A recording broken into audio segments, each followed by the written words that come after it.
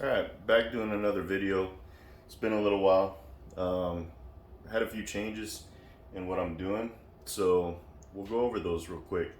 So I had the best couple matches of, you know, my time shooting, I guess, in precision rifle matches. I shot a match in Decatur the week before the Best in Texas match down in Navasota, Texas. And frankly, I had two matches where I was shooting either just over 80% or just under 80%. So I was pretty happy with that.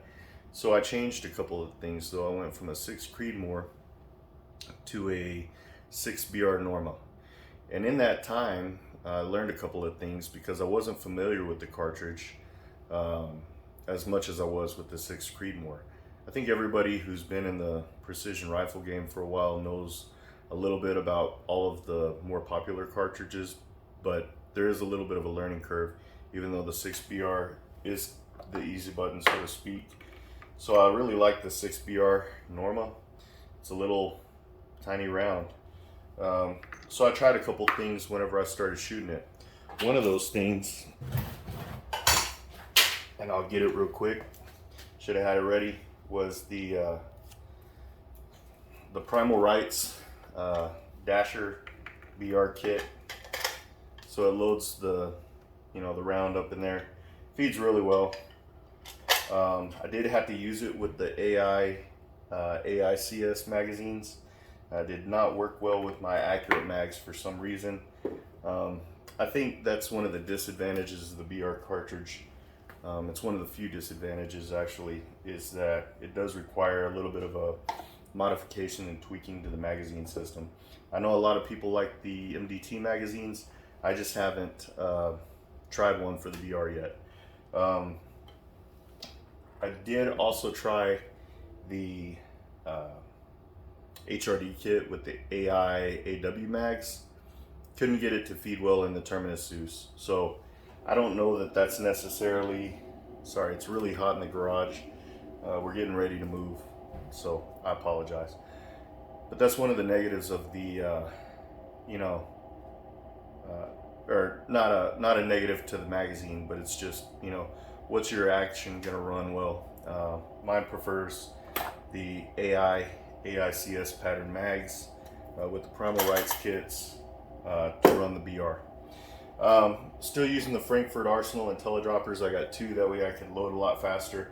I was able to load 100 rounds of the 6 BR yesterday after tumbling in probably an hour and a half, so no issues there. I'm still sticking with the Short Action Customs seating die, the seating die, because I'm able to adjust. I had to set, the other thing that I'll say is make sure you know where your lands are just when you start low development, because I was jamming into the lands and you get some pressure doing that. So just be aware.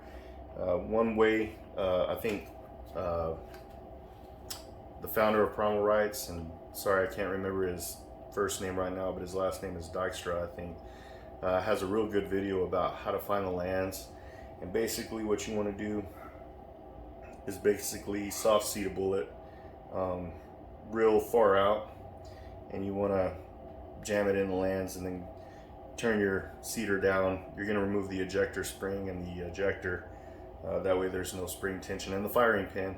And then when your bolt just drops freely, as you push the action bolt forward, you know that you found the lands when it just drops. And then with the Hornady 108s, they like to be jumped about 40 to 80 thousandths.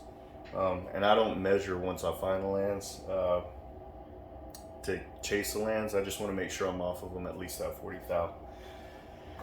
So I've switched to the BR. I have almost 600 rounds down the barrel. I tried IMR 4895. I didn't get the velocity that I was looking for with the heavier bullets. So I've switched to Varget. I've been very fortunate in finding a lot of Varget powder. I have almost 30 pounds. Been able to acquire it by trading powders with friends, other shooters in the community, or on the Hodgdon website. I've actually been able to pick up probably, I think 15 pounds over the last 3 months because you're allowed 5 pounds per month. So that's pretty cool. And I was able to find 1 8-pound jug at Brownells at one point, and so I've been able to accumulate some, and like I said, swapping powders with other people. Sorry, it's my pre-workout. That doesn't go in the load. The 108 ELDs are shooting really good. I'll post a picture of the group right here. Hopefully I can find that spot at whatever minute mark that is when I go back to edit. But yeah, this rifle shoots lights out. I've been able to shoot several 5-round groups at 100 yards regardless of how bad the winds have been. The winds have been pretty excessive this year. The group's really good. I am using the Eric Cortina tuner brake. I want to show it to you, but I'm going to hold off on that for a little bit. But it's doing great. I have something else to try this year that's going to be pretty cool. I have the Hornady 109 ELDM. You can get those at GA Precision if they're in stock. But I have a big bag to try. We'll see how those do. I'm not probably going to change that until, I don't know, maybe the second barrel. We'll see. I have so many 108 ELDs that I don't want to change. But there's supposed to be a significant ballistic advantage or axial form factor advantage of the 109 ELDs versus the 108s. It's a much longer bullet. I'll show you real quick. See if we can, I don't know that you're going to be able to see this or not, but one is significantly longer with a longer bearing surface. I don't know if you were able to see it, but the 108 is a shorter bullet. The 109s are similar in overall length to the 110 tip. So this is 1.2605. Watch. This one will probably be a lot longer. 1.3235. This is the 109 grain bullet. So let's zero that out. Let's see the difference. There's an ogive difference too.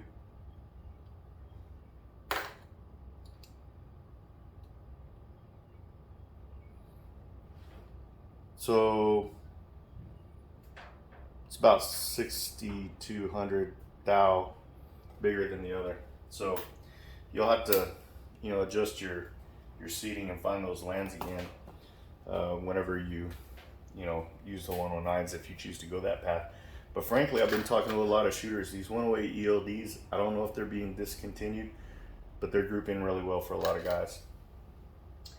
I've been able to get some CCI 450s and some CCI 400 small rifle primers from a few places. The 450s seem to shoot a little bit better, but it's not going to matter. I mean, when I run out of one, I'll go to the other. Hopefully we'll start seeing more things come to market as I have in the past few weeks.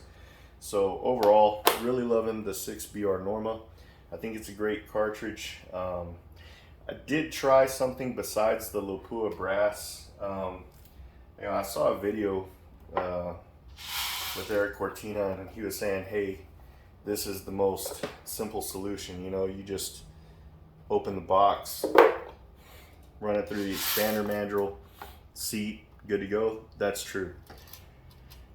I tried some Peterson brass, and let me see if I can find it real quick. Here it is. Oh, that's not the brass I wanted to show you.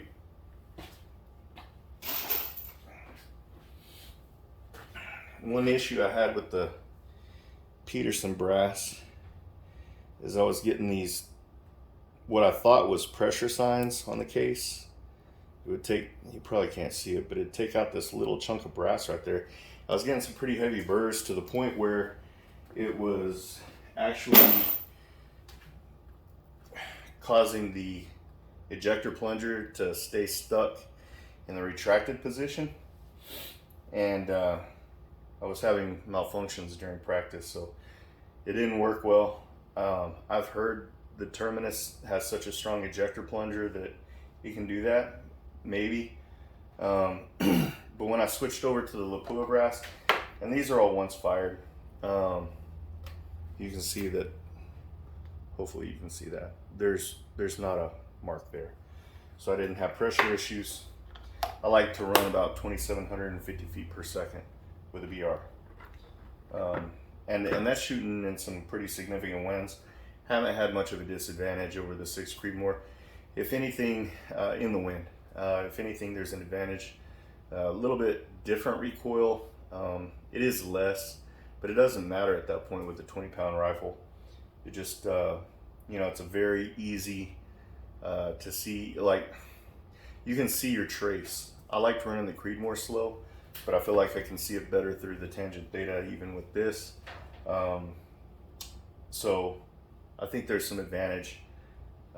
And obviously the Creedmoor was shooting really well, but the BR I feel is even more consistent with the accuracy and precision. So I've been doing a lot of things to also improve my shooting. I have the indoor dry fire training system, or the IDTS.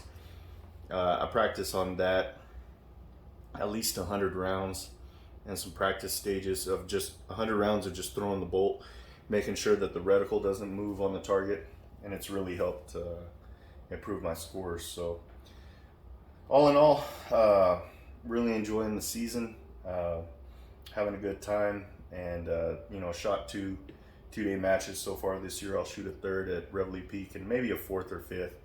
It just depends on my work schedule and how this move goes. We're building a new house, so I'm looking forward to that. I almost forgot something very important. I wanted to thank Short Action Precision for donating the giveaway certificate at the Best in Texas match. I was fortunate enough to be able to pick that up off the prize table. It was awesome. So thank you very much. I go to them for a lot of the gear. Really appreciate the sponsorship to all the sponsors.